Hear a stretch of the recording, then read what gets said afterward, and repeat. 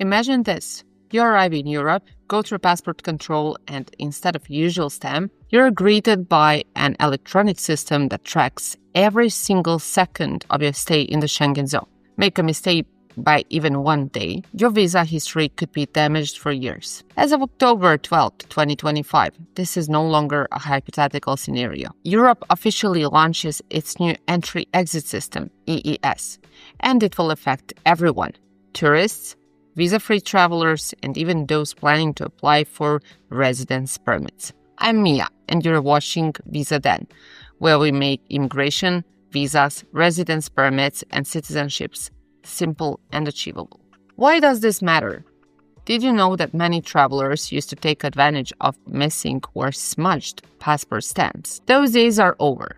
The new EES will digitally store every record of your entry and exit for at least 3 years or 5 years if you overstay. And this directly impacts your future applications for long-term visas, residence permits, or even citizenship. How does the new system work? Here's the main change. At the border, you'll now be greeted by a self-service booth. It will scan your passport, take a photo of your face, and record your fingerprints, all automatically uploaded to a shared Schengen database. If you're from a visa-free country, this applies to you too. Before, border officers just stamped your passport. Now, biometric checks are mandatory. Every tourist will go through almost the same procedure as visa holders. The good news: the system automatically counts your days in the Schengen area. No more manual calculations for the famous 19 in 180 rule. Just enter your details on the official website, and it will tell you exactly how many days you have left. What about residence permits? Many think, I have a residence card, so this doesn't concern me. Not entirely true. While the EES is not mandatory for residence permit holders, long absences from your host country may still cause issues when renewing your status. That's why immigration lawyers recommend asking border officers to stamp your passport even if you have a residence card. It's a proof that you're following the rules. Do you need a biometric passport? Officially, the EES cannot process passports without a chip. But don't worry. This doesn't mean that you will be denied entry. It just means your data will have to be entered manually, which could slow you down at the border. So, if you're planning to travel to Europe, the best move is to get a biometric passport in advance. What comes next? ETIAS for visa-free travelers. You may have already heard of ETIAS. It's the next step after EES. Think of it as a mini visa for travelers from visa-free countries. You'll need to complete an online form and pay a €20 fee, similar to the US ESTA system, but cheaper. While the cost is symbolic, the point is clear. Europe wants full control over who enters its border and when. What happens if you overstay? Here comes the unpleasant part.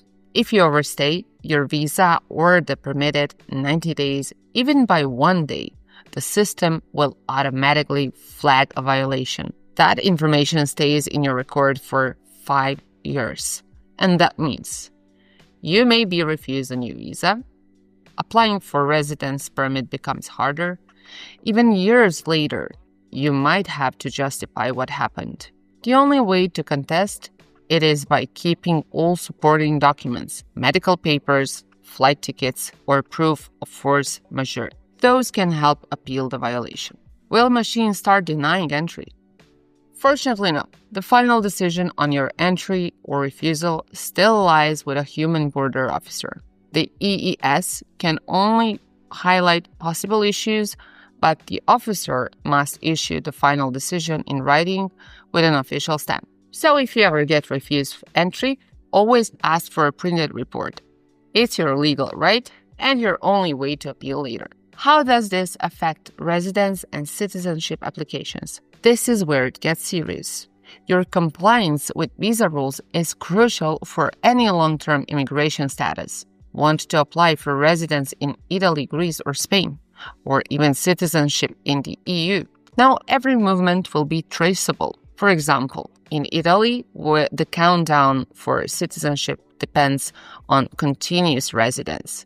Even short gaps or extended absences can reset your timeline. The same applies to Greece, where you must live there for 7 consecutive years before applying. So the new EES is not just about border control. It is a system that determines who truly lives in Europe and who doesn't. How to stay out of trouble. First, always track your Schengen stay and use official calculators. Second, get a biometric passport. Third, keep all the tickets and documents. They're your safety net. Fourth, follow the rules if you plan to apply for residence or citizenship. Even one mistake can delay your plans for years. And finally, don't look for shortcuts. The EES was created specifically to close all loopholes. Starting October 2025, Europe enters a new era of digital border control. For tourists, it means stricter monitoring. For future residents, it means greater accountability. If you are considering moving to Europe or applying for documents, contact our team at EES.The. We'll find the best strategy for your case and guide you through every step legally and efficiently.